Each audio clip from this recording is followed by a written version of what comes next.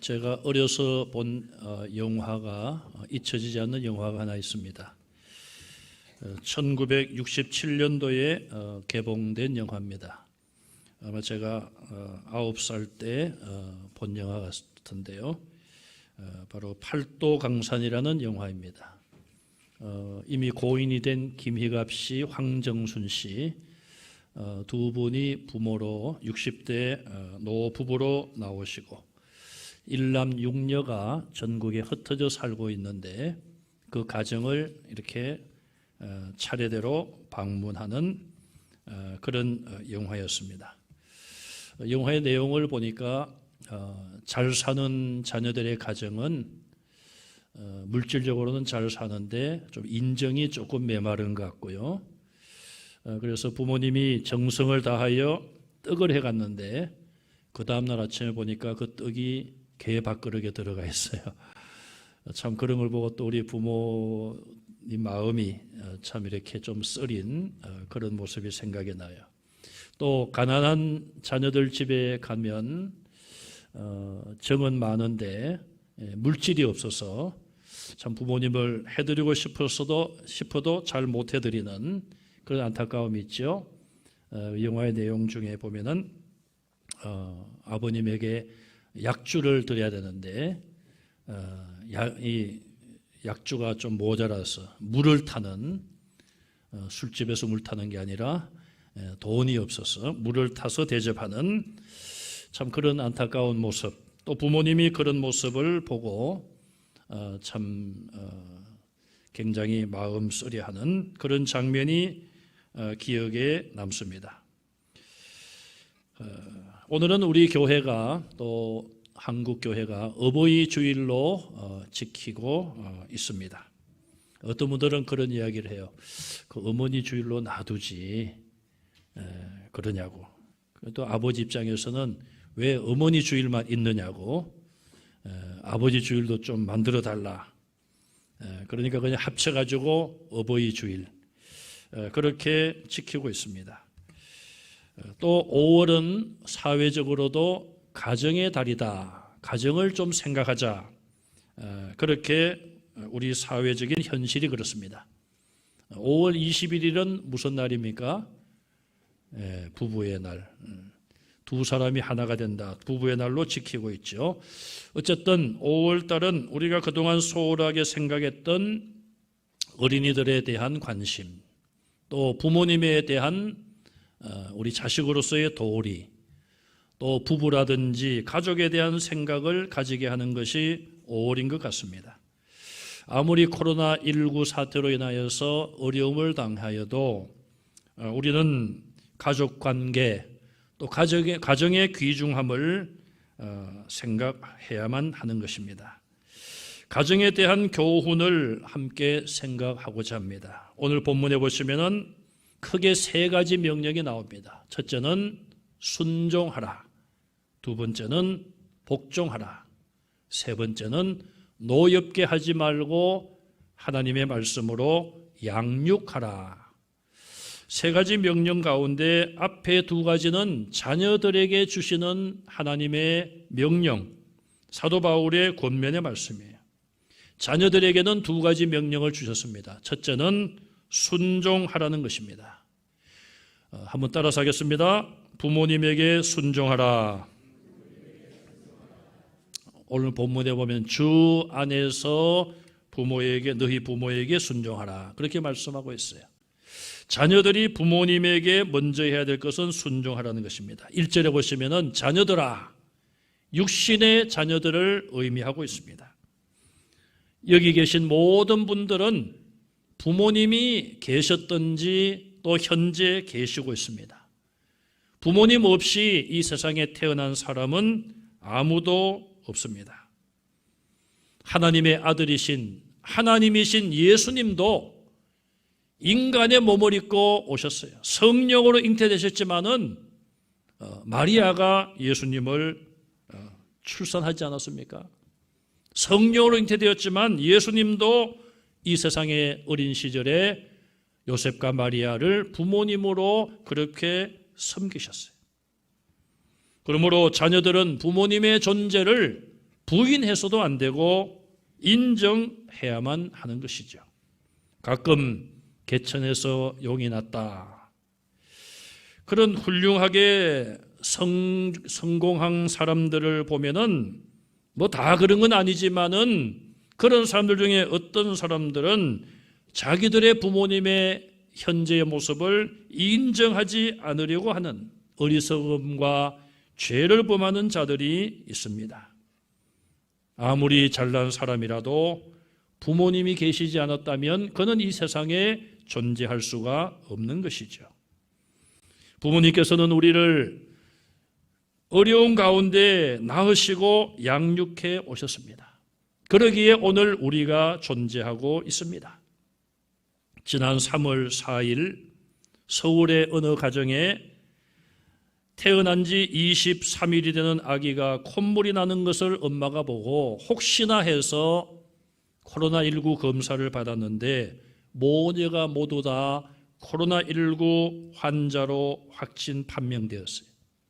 아직까지는 세계 최연소 확진자로 기록이 되어 있습니다. 결국 두 모녀는 서울 보라매 병원에 함께 입원을 하죠. 아기는 엄마보다 100배나 많은 바이러스를 검출하고 있었다고 합니다.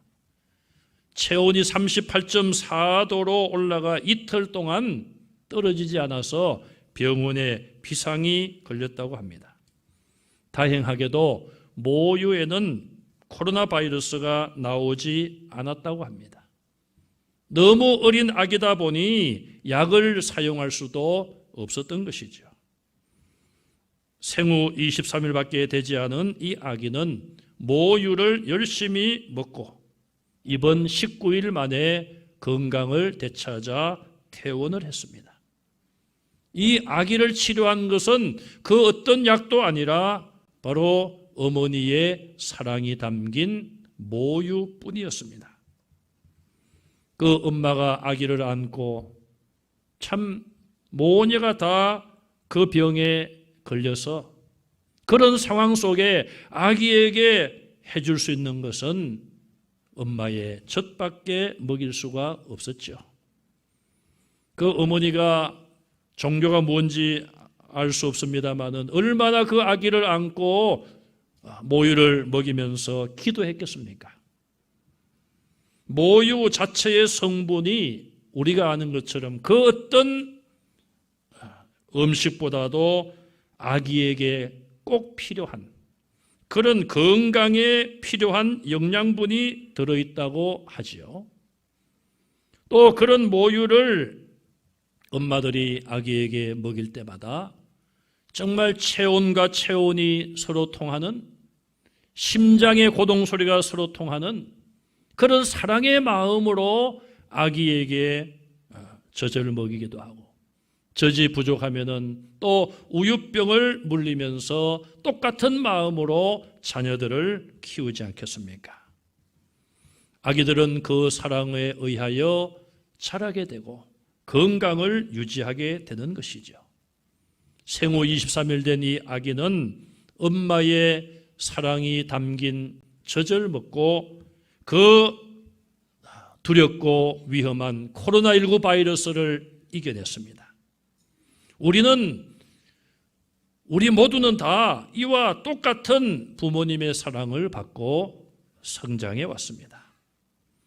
우리는 하나님의 자녀이면서 육신적으로 부모님의 자녀임을 우리는 꼭 기억해야 합니다.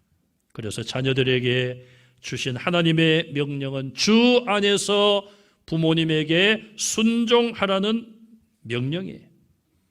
출애굽기 20장 12절, 신명기 5장 16절에 보면 10계명이 나오는데 그중에 5번째 계명이 나오지 않습니까? 하나님이 10가지 계명을 모세에게 주셨는데 2 돌비에 새겨서 주셨어요. 대부분의 성경학자들은 첫 번째 돌비에는 1계명부터 4계명까지, 4번째 계명까지 하나님에 대한 섬김을 이렇게 하라, 거기에 대한 명령이고, 2번째 돌비는 5번째 계명부터 10번째까지 사람 사이에 인간 관계에서 지켜야 될 계명 6가지를 기록했다고 그렇게 추정하고 있습니다. 뭐 4가지 계명은 우리가 뭐 다 알지 않습니까? 하나님을 이렇게 섬겨라. 하나님 외에 다른 신을 섬기지 말고 어떤 우상이나 형상도 만들지 말고 절하지 말라. 또 안식일을 기억하여 거룩하게 지키고 여호와 이름을 망령되이 일컫지 말라. 그리고 인간에 대한 계명 6개 가운데 가장 먼저 나오는 것은 내 부모를 공경하라. 그런데 이 첫 번째 인간 사이에 지켜야 될 첫 번째 계명, 전체적으로 보면 5번째 계명 이전에 오늘 본문은 우리에게 부모에게 순종하라고 말씀하고 있어요. 순종하는 것이 부모를 공경하는 것보다 더 우선적이고 또 앞선 순서임을 우리에게 가르쳐주고 있습니다. 부모님께 용돈을 많이 드리고 선물을 해드리는 것도 좋은 일이고 할 수 있으면 그렇게 해야 됩니다. 그러나 그것보다도 부모님이 원하고 바라는 것은 자녀들이 부모님의 뜻과 부모님의 말씀에 순종하는 것이죠. 저도 결혼을 하고 성년이 되고 또 부모가 되어 보니 부모님께 순종하지 못했던 일들이 후회가 됩니다. 이제 정신을 차리고 순종하려고 하니 부모님은 이미 다 세상을 떠나셨어요. 제가 얼마 전에 친구 목사님에게 그런 문자를 보냈습니다.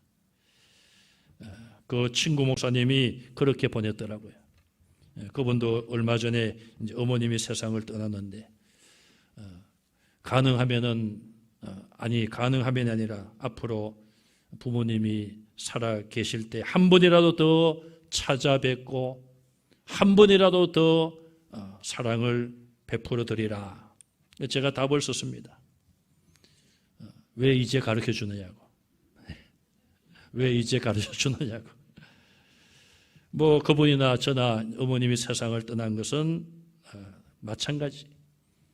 우리는 하나님을 아버지로 부릅니다.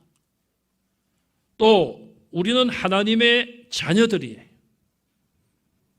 하나님과 우리의 관계를 우리는 영적으로만 아니라 육신적으로 육신의 부모님과 우리의 관계에 적용을 해야 돼요. 사무엘상 15장 22절에 보면은 순종이 제사보다 낫고 듣는 것이 순양의 기름보다 낫다고 기록되어 있어요. 이 말씀은 사무엘이 사울 왕에게 준 말씀이에요. 사울 왕은 하나님의 명령에 불순종한 왕이었습니다. 아멜렉과의 전쟁을 하고 모든 것을 다 죽여야 된다. 가축도 다 죽여라. 진멸하라고 하나님이 명령하셨는데 이 사울 왕이 전쟁에서 승리하고 보니 소나 양들, 가축들 굉장히 살쪄 보이고 또 많았어요. 아마 이 사울 왕 마음속에 왜 저 아까운 것을 다 죽이느냐. 소나 양을 잡아서 바베큐를 하면은 맛있을 텐데. 그래서 죽이지 않았어요. 소나 양들 살찐 것들을 죽이지 않고 남겨두었습니다. 사무엘이 그것을 알고 사울 왕에게 왜 그렇게 왕이 했습니까? 사울 왕이 변명을 하죠. 내가 먹으려고 그랬나? 하나님께 제물로 바치려고 그랬지. 정말 사울 왕의 마음속에 하나님께 제물로 바치려고 남겨둔 것이라면 하나님께서 사무엘을 통하여 책망하지 않고 이런 말씀을 주시지 않았을 거예요. 그러나 사울 왕은 그것은 거짓말이고 욕심이 발동하여 아깝다는 마음이 들어서 남겨둔 것이죠.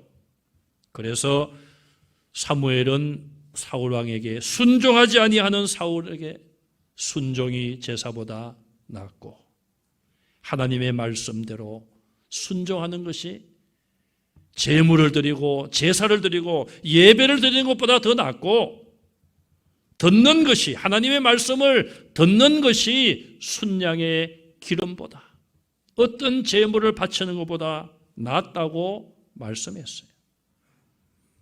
이스라엘 백성들은 하나님 앞에 나갈 때마다 소나 양이나 염소의 제물을 가지고 하나님 앞에 나가서 제사를 드렸습니다. 그러나 하나님께서는 그 제물을 보시기 이전에 그들의 마음을 보신 거예요. 마음으로 하나님께 순종하느냐, 그것을 먼저 보신 것이죠. 우리가 부모님에 대하여 물질적으로나 또 눈에 보이는 것으로도 기쁘게 해드려야 되겠습니다마는 부모님의 뜻과 말씀에 순종할 때에 우리 부모님은 가장 기뻐하시는 줄로 믿습니다. 그렇다고 해서 또 이제 목사님 말씀 들으니까 선물은 이제 필요 없겠구나, 그게 아니죠. 마음을 먼저 기쁘게 해드리고 순종하고 그리고 물질적으로도 우리가 봉양을 해야죠. 성경에 보면 그런 이야기가 나옵니다. 아버지가 두 아들에게 명령을 합니다. 큰아들에게 야, 밭에 가서 일 좀 해라. 이 아들이 예 하고 나중에 일하지 않았어요. 둘째 아들에게도 야, 너도 밭에 가서 일을 해라. 둘째 아들은 아닙니다. 나 일 안 하겠습니다. 그렇게 하고 나가서 나중에 회개하고 내가 아버지 말씀에 그렇게 한 것을 깨닫고 잘못을 깨닫고 돌이켜서 아버지의 말씀대로 일을 했습니다. 여러분, 누가 순종했습니까? 큰아들은 아버지 앞에서 말로만 순종했고 마음으로 행동으로는 순종하지 않았어요. 둘째 아들은 말로는 불순종했지만 그가 나중에 회개하고 마음으로 행동으로 순종을 했습니다. 부모님 입장에서 보면은 어떤 것을 더 기뻐하겠습니까? 물론 말씀으로도 말로도 우리가 순종하고 마음으로도 행동으로도 순종할 때에 온전한 순종이 되겠죠. 우리의 마음과 우리의 말과 우리의 행동을 부모님에게 순종하는 우리 자녀들이 다 되시기를 간절히 바랍니다. 부모님이 돌아가시고 나면은 뭔가는 자꾸 마음에 걸리는 거 있지 않겠습니까? 저도 작년 7월 달에 어머님이 돌아가셨는데 돌아가시기 좀 한 2개월 전부터 몸이 안 좋으셨어요. 그래서 제가 이미 연세가 89세시니까 제가 자꾸 이렇게 무슨 일이 있을 때마다 제 마음속에 돌아가시면 걸릴 텐데 원하시는 대로 해드려야지, 그런 생각이 많이 들었어요. 그래도 지나놓고 보니까 참 원하시는 대로 해드리지 못한 것들이 많습니다. 두 번째 명령은 내 아버지와 어머니를 공경하라는 것입니다. 바로 제5계명이에요. 사람들은 관계 속에서 살아갑니다. 혼자 살아가는 사람 아무도 없습니다. 가장 먼저 이루어지는 관계가 부모와 자녀의 관계가 아니겠습니까? 그러므로 부모님과 우리 자녀들은 뗄 수야 뗄 수 없는 관계예요. 부모와 자식은 처음부터 하나로 출발합니다. 그러므로 어떤 관계보다도 우선적인 관계가 되어야 되고 소중한 관계를 가져야만 하는 것이죠. 부모님과의 관계가 깨어지면 그의 삶이 깨어지고 맙니다. 부모님을 등지고 행복하게 사는 사람이 있을까요? 부모님이 계신데도 불구하고 어버이날이 되고 명절이 되었는데 무슨 사정이 있는지는 모르겠습니다만은 찾아뵙지도 않고 연락도 하지 않는 그런 관계라면 얼마나 평생 동안 짐이 되겠습니까? 탈무드에 나오는 이야기입니다. 하나님을 잘 믿는 어떤 랍비가 꿈을 꾸었습니다. 꿈속에 하나님께서 말씀을 하십니다. 요시야야, 너는 천국에 가면 레네서라고 하는 푸죽간 주인 곁에서 영원히 살 것이다. 이 랍비가 꿈에서 깼는데 천국에서 영원히 사는 것은 마음에 드는데 왜 하필이면 푸죽간 주인 옆에서 영원히 산다고 하셨을까? 기분이 살짝 나빴어요. 왜냐하면 유대인들은 이 부족한 주인을 제일 멸시하는 사람 중에 하나였기 때문에 그렇습니다. 그래서 이 랍비가 너무 하나님의 음성이 생생해서 꿈에서 깨고 나서 레네스라는 사람이 부족간을 하고 있는가 수소문을 해서 찾았습니다. 어디에 그런 사람이 있다. 사람을 보내서 내게 좀 오라고 연락을 했습니다. 그랬더니 돌아오는 말이 가지 않겠노라. 갈 수 없다. 이런 연락을 받았어요. 이 랍비가 기분이 별로 안 좋았지만은 직접 자기가 찾아갔어요. 그때만 하더라도 유대 사회에서 랍비는 상당히 존경을 받고 높은 지위에 있던 사람이에요. 그래서 랍비가 오라고 하면 웬만한 사람들은 다 갑니다. 그런데 이 사람은 부족한 주인임에도 불구하고 가지 않은 것이죠. 랍비가 가서 물었습니다. 아니 내가 왜 오라고 하는데 당신 오지 않았느냐고. 이 부족한 주인이 대답을 합니다. 예, 제가 노모를 모시고 있는데 노모가 병석에 누워서 갈 수가 없었습니다. 이 랍비는 그때야 깨달았다고 합니다. 하나님께서 부모를 공경하는 자를 천국에서도 높은 자리에 두신다. 인간의 지어낸 말일 수 있고요. 또 인간의 경험을 탈무드에 기록한 내용일 수도 있습니다. 가장 지혜로웠던 왕 솔로몬은 잠언 23장 22절에 너를 낳은 아비에게 청종하고, 청종이란 말은 따르라 그 말이에요. 부모님, 아버지 말씀을 듣고 따르라, 순종하라. 내 늙은 어미를 경히 여기지 말지니라. 어머님이 연세가 많다고 해서 어머니 말씀을 가볍게 생각하거나 멸시하지 말라는 거예요. 잠언 30장 17절에 아굴이란 사람의 잠언에 보면 아비를 조롱하며 어미에게 순종하기를 싫어하는 자의 눈은 골짜기의 까마귀에게 쪼이고 독수리 새끼에게 먹히리라. 하나님께서는 성경 여러 군데를 통하여 우리에게 부모님에 대한 공경을 강조하고 있습니다.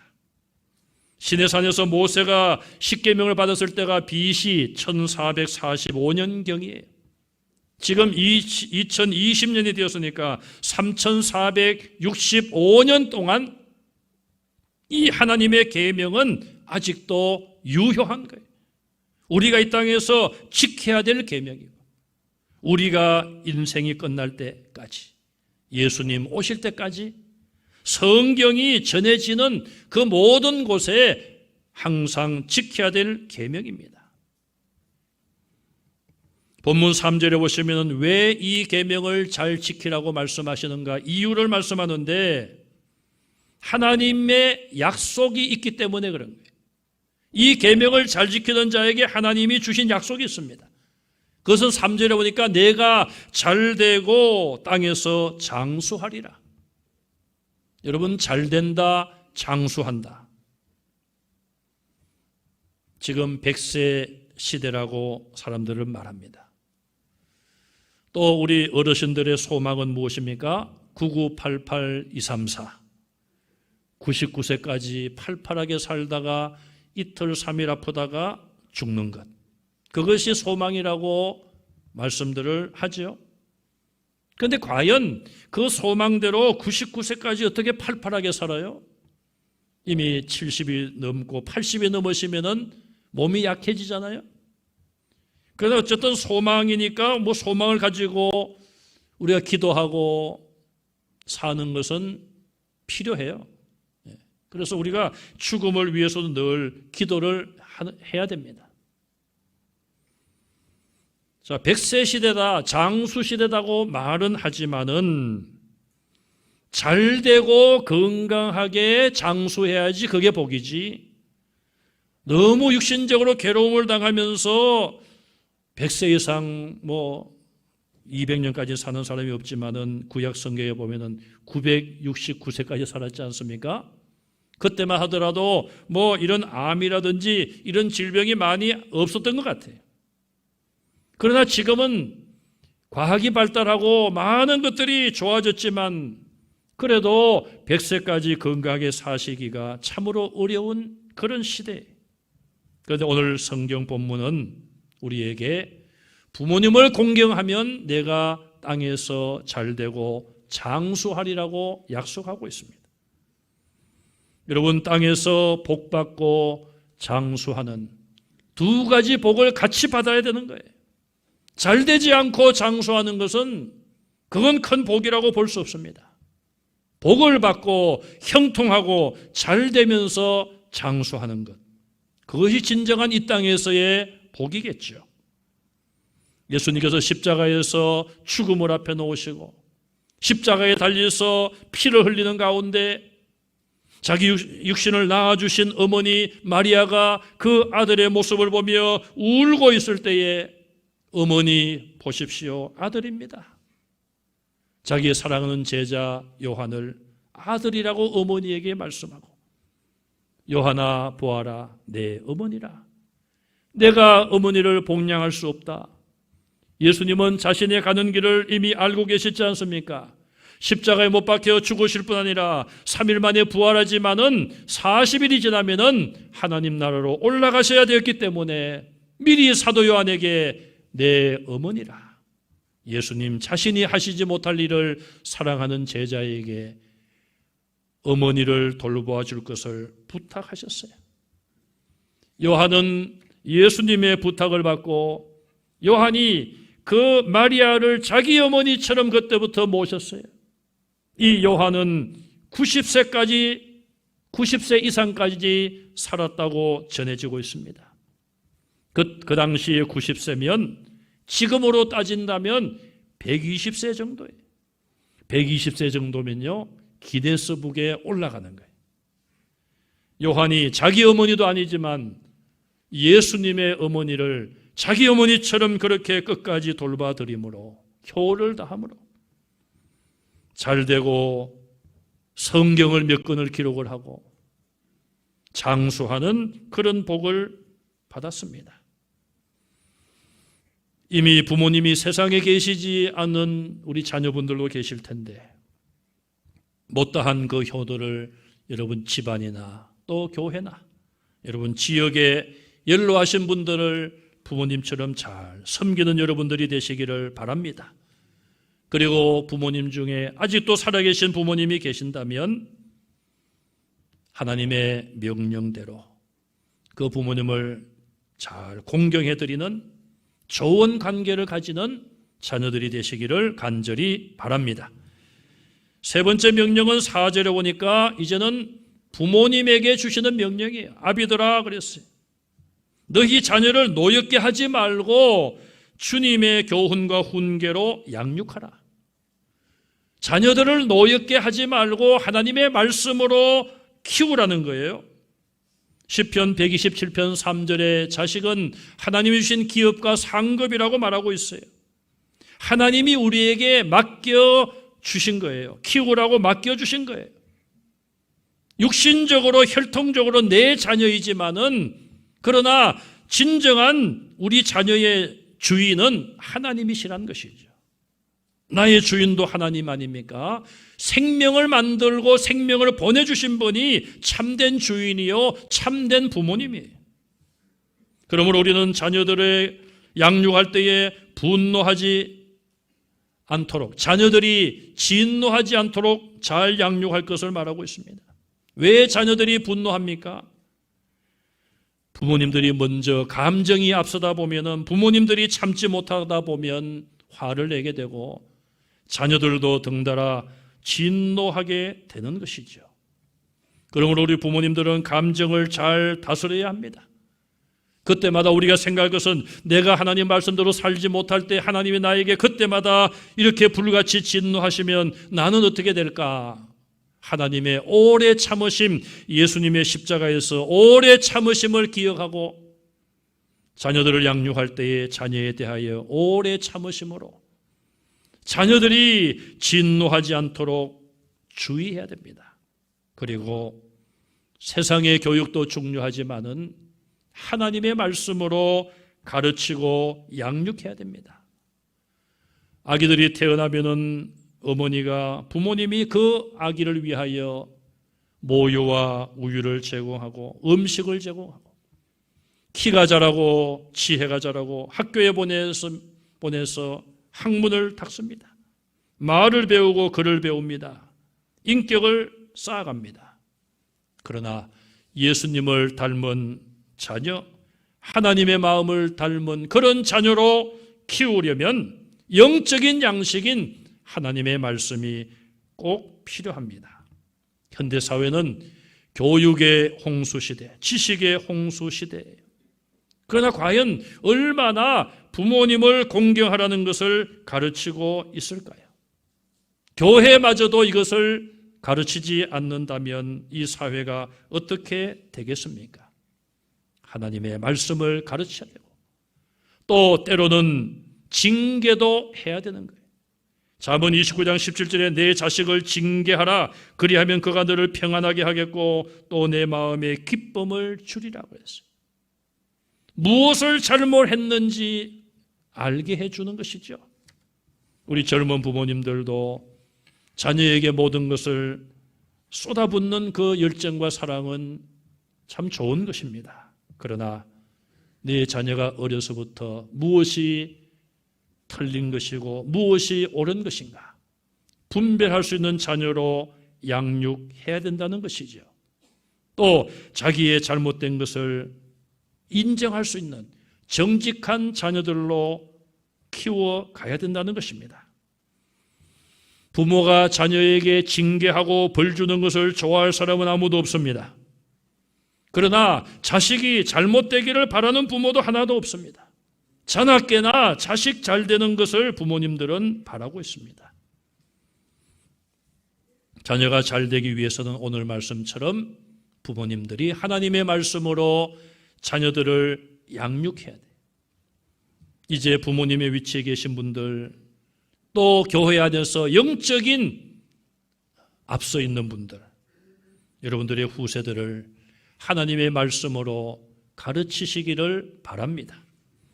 입으로만이 아니라 우리의 삶의 모습으로 신앙생활의 행동으로 실천으로 우리가 가르치고 보여줘야 되는 것입니다.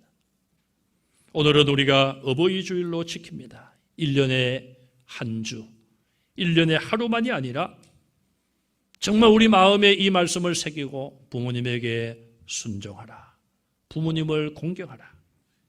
자녀된 도리를 이 말씀을 새기면서 이 말씀을 실천하면서 자녀로서의 사명을 감당하시고 하나님께서 약속하신 땅에서 잘되고 장수의 복을 받는 자녀들이 다 되시기를 간절히 바랍니다.